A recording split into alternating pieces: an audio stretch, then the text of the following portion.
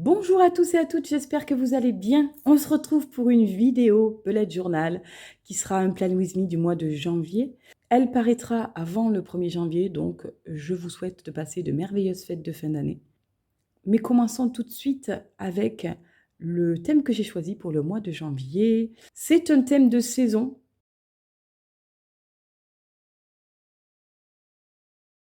Voilà comment se présente ce mois de janvier.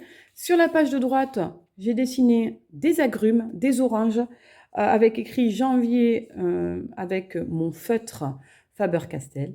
Et ensuite, sur la page de gauche, j'ai noté Will be a good year, que ce soit on espère que ce sera une très jolie année.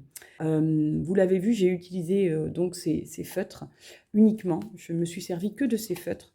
Il y a de très très jolies couleurs, des choses un petit peu même surprenantes parfois, du fluo.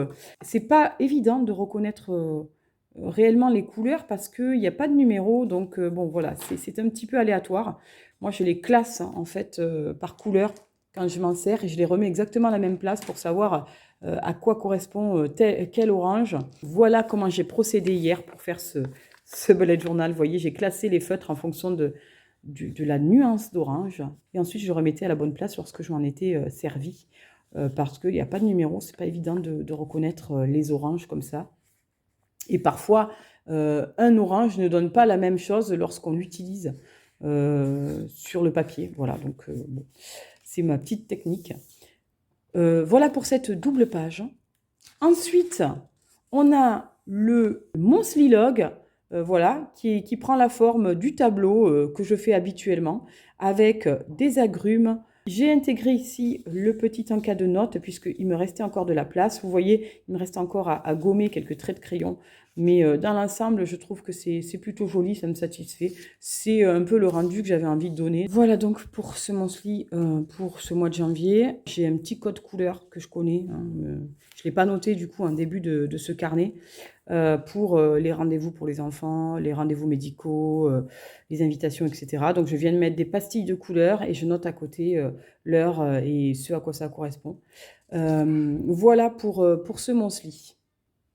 Sur la page suivante, on retrouve sur la gauche mon mood tracker. Vous l'avez vu, il était particulièrement facile à faire. Il m'a suffi de dessiner des oranges et chaque couleur correspondra à une de mes humeurs et je viendrai colorer les oranges en fonction de mon humeur. Ça me permettra de faire un petit bilan de ce mois de janvier. Sur la page de droite, on retrouve mon tracker d'habitude. J'essaye de mettre de moins en moins de choses. On a les rendez-vous médicaux, par exemple, parce que dans la famille, on a beaucoup de rendez-vous médicaux. Les dépenses plaisir, voilà, que je m'accorderai, s'il y en a. Et ensuite, on a 2 trackers pour ma petite entreprise avec les ventes que je réaliserai et les achats que je ferai pour l'entreprise, même si je ne suis pas sûre que ça corresponde vraiment à mes besoins, là, parce que, bon, bref, on verra comment je vais essayer de fonctionner avec ça. Et ensuite, si je médite ou que je fais du yoga, je viendrai colorer des petits points. Et si je lis, je viendrai également colorer des petits points. Voilà pour cette double page. Ensuite, on trouve la page de gratitude sur la gauche. C'est une page où je viens dessiner les moments pour lesquels j'ai été pleine de gratitude.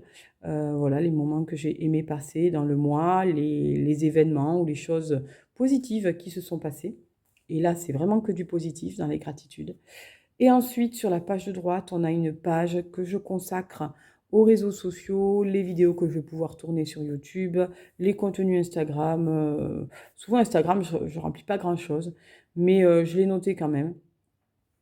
Voilà pour cette double page. Je trouve que c'est assez simple à réaliser. Honnêtement, les oranges, là, c'est vraiment très facile. C'est à la portée de tout le monde. Et du coup, ça donne un résultat plutôt sympa. Donc, j'aime assez.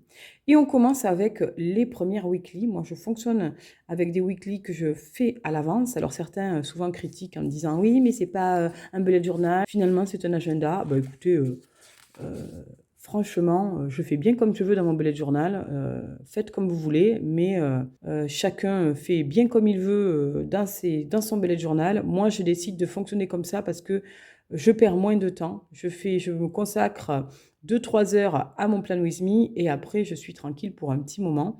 Et puis dans la semaine, on n'a pas forcément le temps. Moi, personnellement, avec 3 enfants, 2 emplois, voilà, j'ai pas forcément le temps de tous les soirs, créer mes petits trucs, bullet journal, donc j'anticipe un petit peu.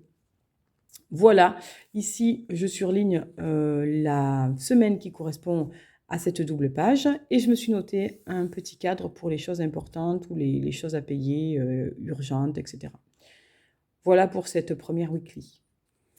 Pour la deuxième weekly, voilà, j'ai essayé de condenser un peu plus. À mon avis, j'aurais pas assez d'espace pour tout noter, mais on est sur donc la deuxième semaine et tout est condensé sur la page de gauche avec aussi un petit cadre pour les choses importantes ou à payer.